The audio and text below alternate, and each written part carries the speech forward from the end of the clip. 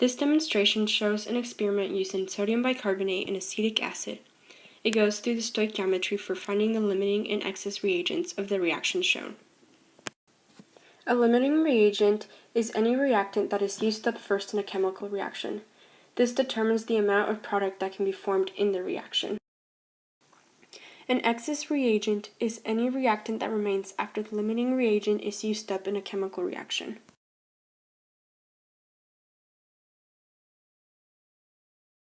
The balanced equation for this demonstration is NaHCO3 solid plus CH3COOH aqueous yields CO2 gas plus H2O liquid plus CH3COONA aqueous.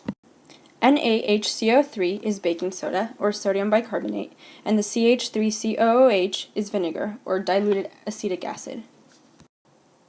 Stoichiometric equivalence happens when the number of moles of the reactants are equal.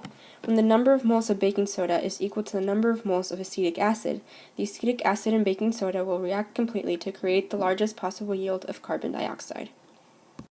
Stoichiometry will help you find the mass of baking soda needed to react completely with 20 milliliters of vinegar. It can also help you find the limiting and excess reagents in the reaction. To find the amount of baking soda needed to reach stoichiometric equivalence in 20 milliliters of vinegar, first we have to find the number of grams of acetic acid present in 20 milliliters of vinegar. Store-bought vinegar is 5% acetic acid.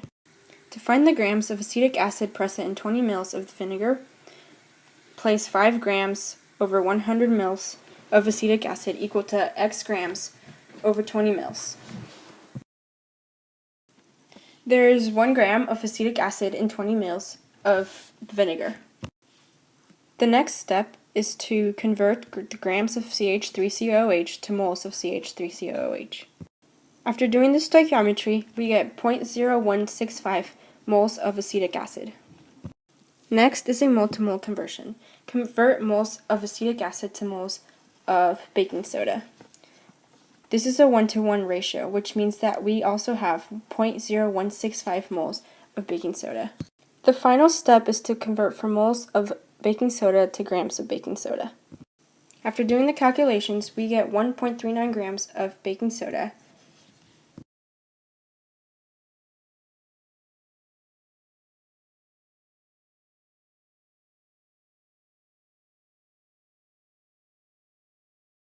Each flask will contain 20 milliliters of vinegar, but with different masses of baking soda. The first flask will contain 0.5 grams of baking soda. The second flask will contain 1 gram of baking soda. The third flask, in stoichiometric equivalence, will contain 1.39 grams of baking soda. And the fourth flask will contain 4.0 grams of baking soda. Place each individual amount of baking soda into different balloons. Put each balloon over its corresponding flasks. When you tilt the balloons over the flask, the baking soda falls into the vinegar. As the reaction proceeds, the balloons inflate. This is because of the CO2 gas being produced.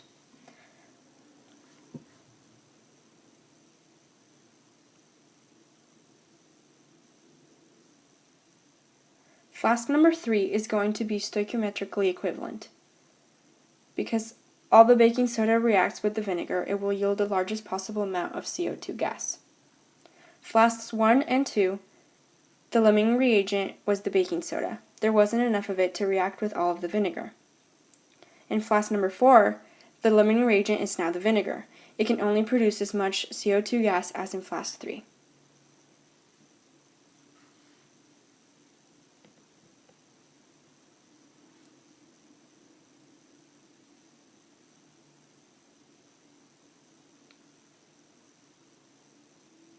From the stoichiometry we did before, we know that we have 0.0165 moles of acetic acid in each flask. For each flask, convert from grams of baking soda to moles of baking soda. In flask number 1, there were 0.00595 moles of baking soda. This is our limiting reagent. There are less moles of the baking soda than there are of the acetic acid. Flask number 2, the limiting reagent was also the baking soda. there were 0.01190 moles of baking soda. Flask number 3 was in stoichiometric equivalence. The moles of baking soda were equal to the moles of the acetic acid, 0.0165 moles. In flask number 4, the limiting reagent was the acetic acid because there were less moles of the CH3COOH than the moles of baking soda. In flasks 1 and 2, the excess reagent was the acetic acid, and in flask number 4, the excess reagent was the baking soda.